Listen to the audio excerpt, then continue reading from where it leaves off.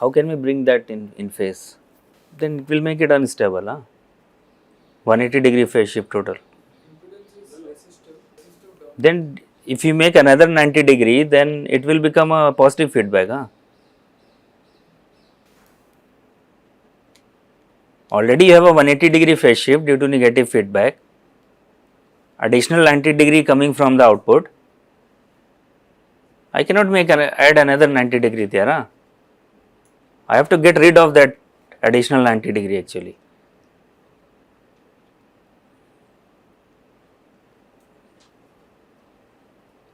Correct. So how can we reduce that phase shift? Okay, let me. So this is your C out. Let me mark it. I'll call it C out.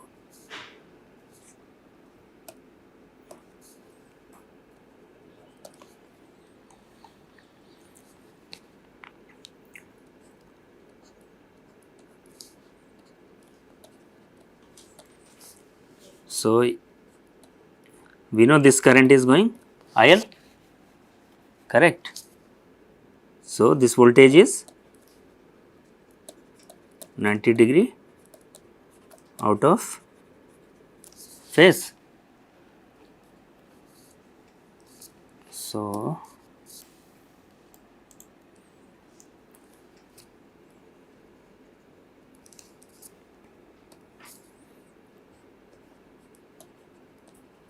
you guys remember RESR? What would happen now? What will the ripple? So this is your V out. So delta V out will be delta IL. This is delta IL actually. Only ripple component is going inside a capacitor. So delta IL RESR plus what is the other component?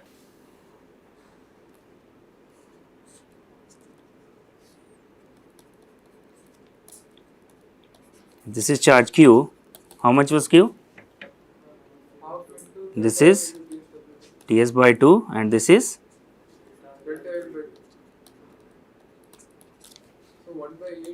so half into Ts by 2 into delta IL by 2, correct. And then Q equal to CV, C delta V naught.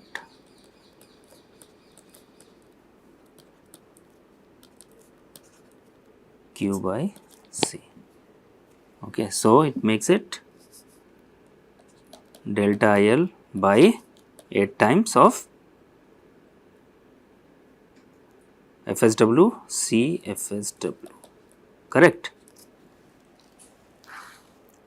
Now if you break delta IL into V in minus V out by L and D times TSW, then you will get FSW square term, but for simplicity I am just writing in terms of delta IL.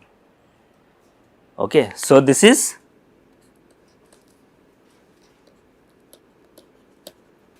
in phase, this is 90 degree out of phase. Okay, and I am interested in phase, which means delta IL RESR should be much greater than delta IL over 8C FSW. Let us call it C out here.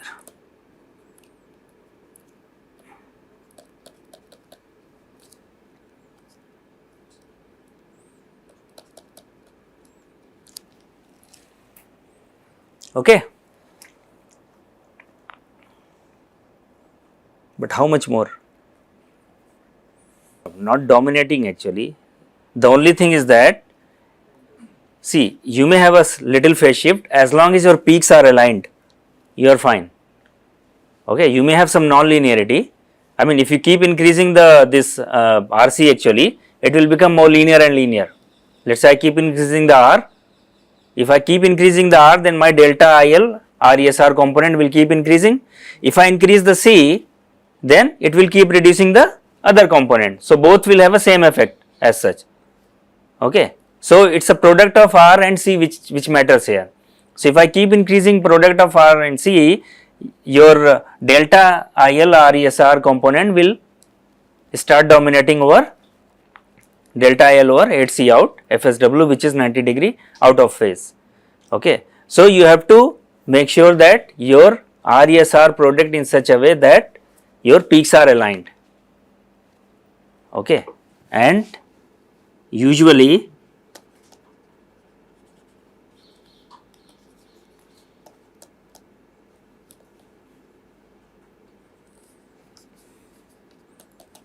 if your RESR C out is greater than D times TSW by 2 and 1 minus D times TSW by 2, then output is stable, which means delta V out is in phase with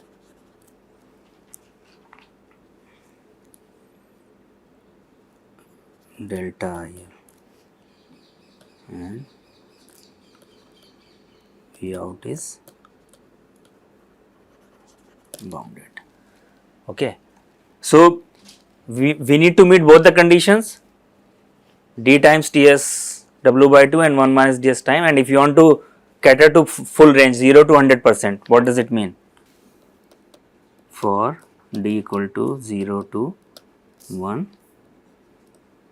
RESR should be greater than TSW by 2.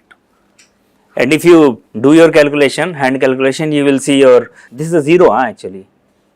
So, this will add a phase lead, and that phase lead is I think 70 degrees or so. Okay.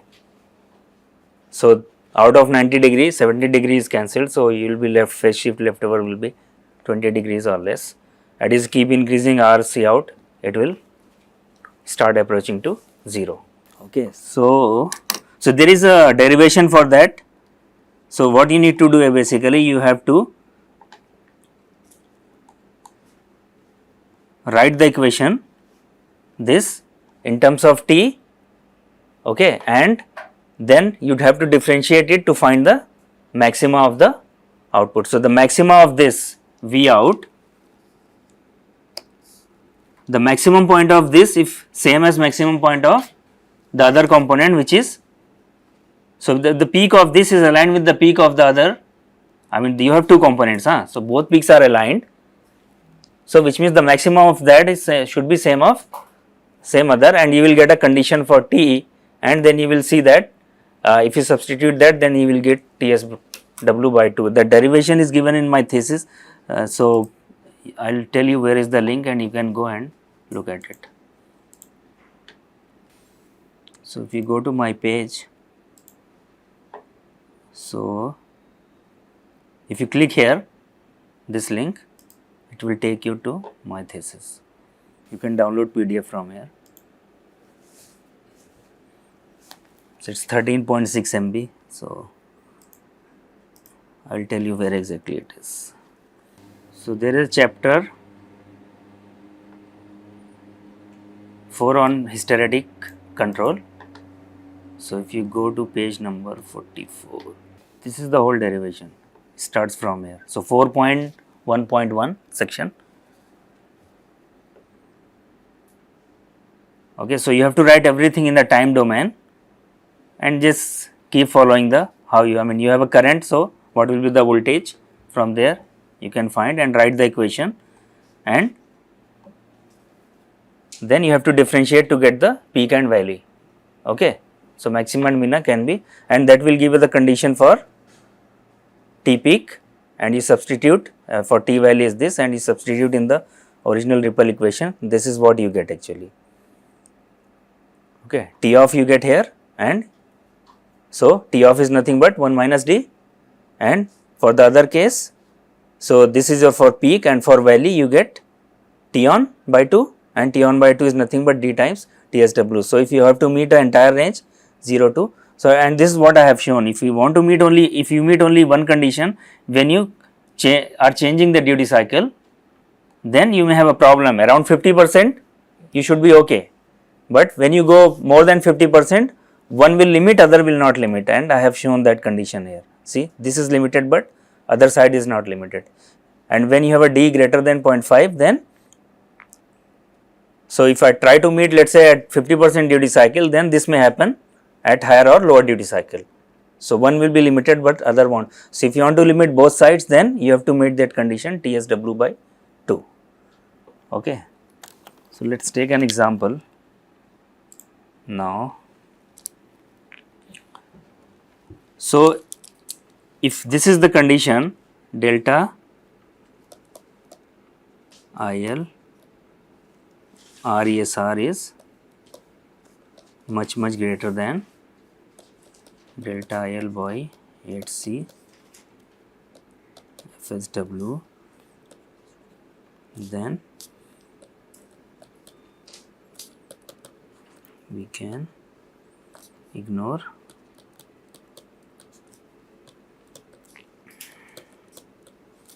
okay. So, what will happen, your delta V out will be delta IL into RESR.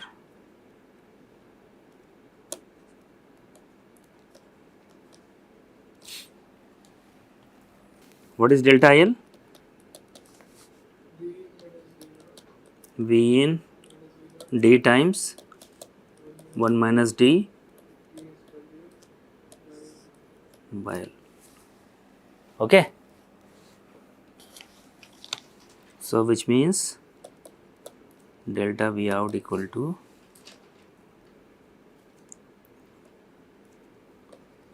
V in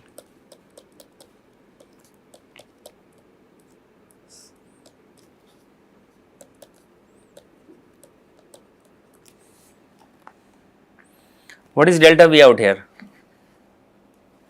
in this? Delta VH, huh?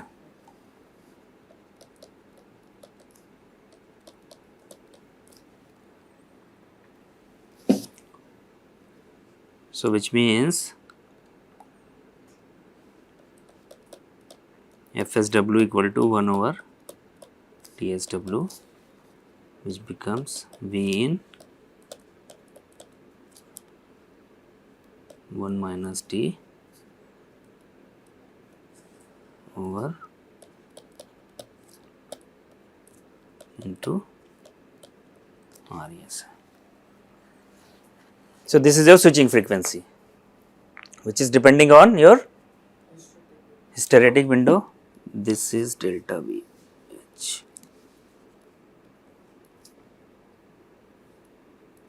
Okay. Your inductor value, your V in, and duty cycle also, RESR. So, it is a function of everything, if it looks like, and everything is can be changed except your delta VH. You can only control delta VH, rest of the thing is not your control, because V in may vary. If somebody is looking for variable output, then V out also may vary. So, let us say just take the case of your if output is varying. So, assume V in, delta VH, L and RESR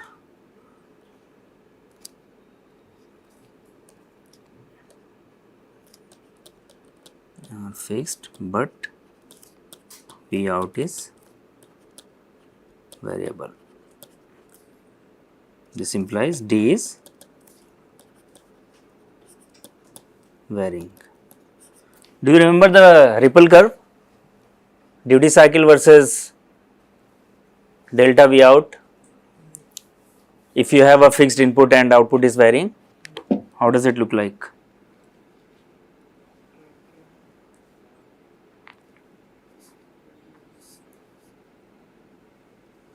So, if this is your D going from 0 to 1,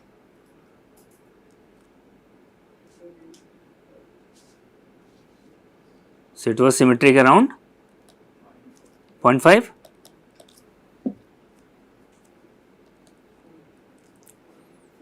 This is your delta V. So, which means, and this is for FSW is fixed. Now, if I fix delta V out, I am forcing here delta V out to be delta VH.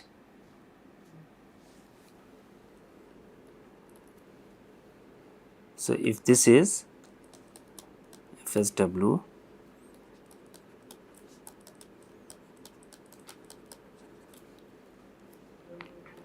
what would happen to the switching frequency? Can anybody tell?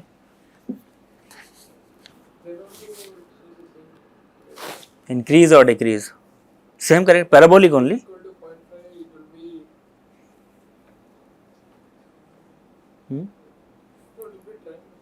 Huh? What? Triangle? How come triangle? It will be parabolic, huh? Same.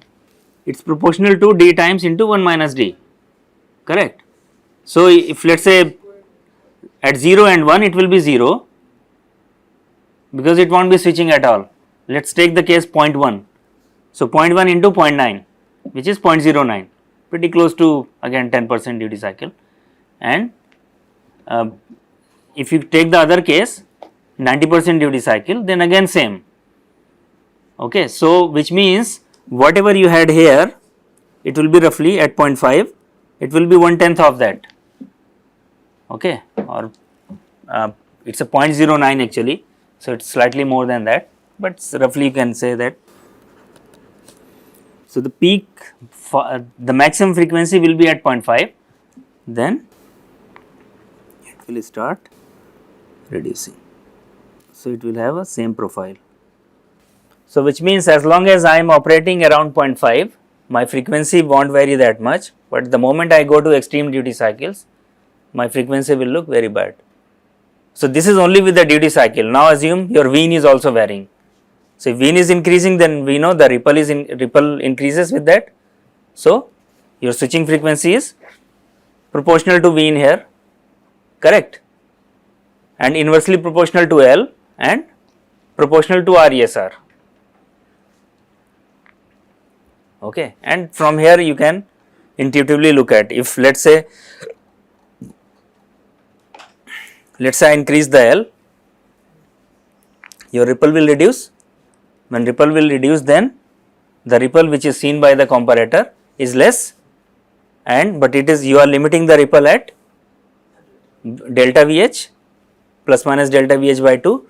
So the only way to increase that amplitude is to reduce the frequency.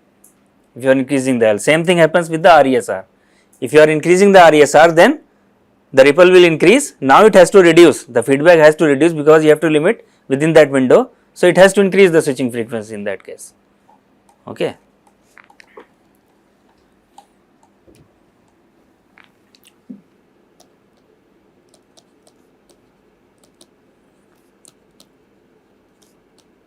Switching frequency is not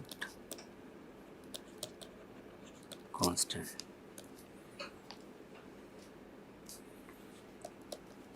FSW is proportional to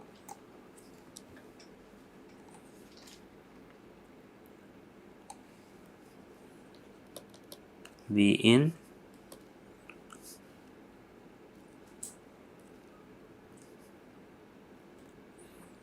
then what else, into D into 1 minus D into RESR, and it's inversely proportional to 1 over delta VH to L.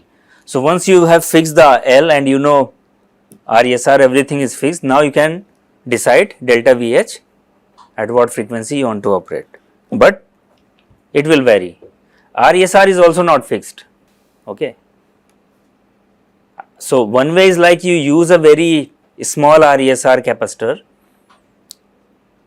1 milliohm or so, and you in series you add a very like accurate resistor, RESR, whatever you require. Okay, so let's say I want to design this. Let's see how, I mean how much RESR I will require. So let's say FSW equal to 1 megahertz at D equal to 0.5, correct. V in equal to 1.8 volt. I am choosing L equal to 1 microhenry and C equal to C out equal to 10 micro.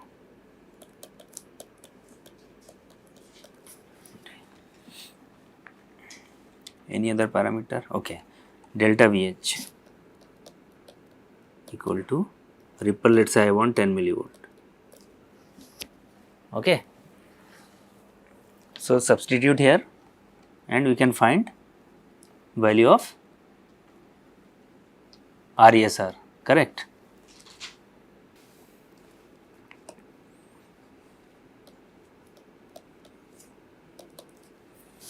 One mega, which is 10 power 6 into how much was 10 power minus 3 into 10 power minus 6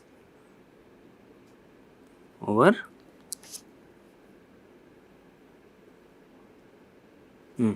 sorry,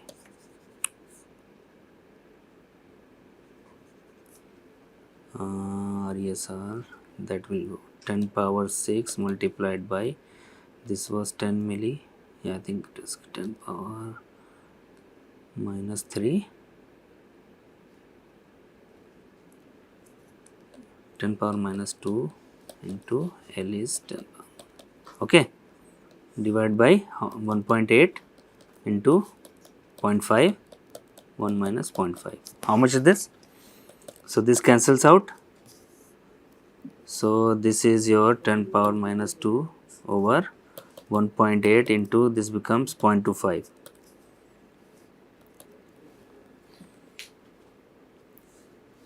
So 10 divided by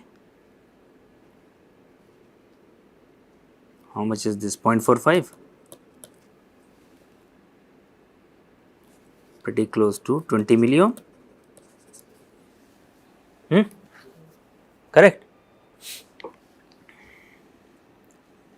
So now let's see if RESR meets that condition what we have, and we know that RESR into C out should be greater than TSW by 2.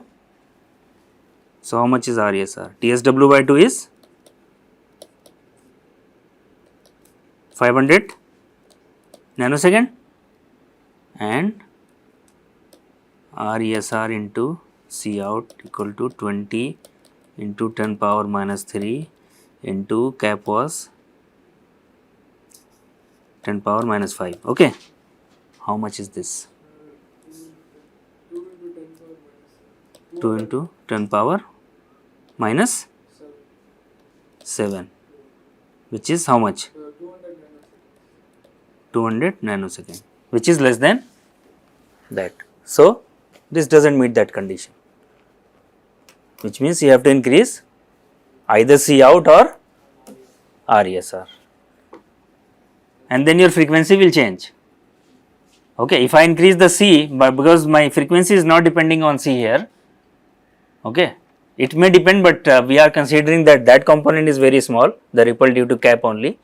So it may vary maybe 5-10%, but frequency will be a strong function of RESR here.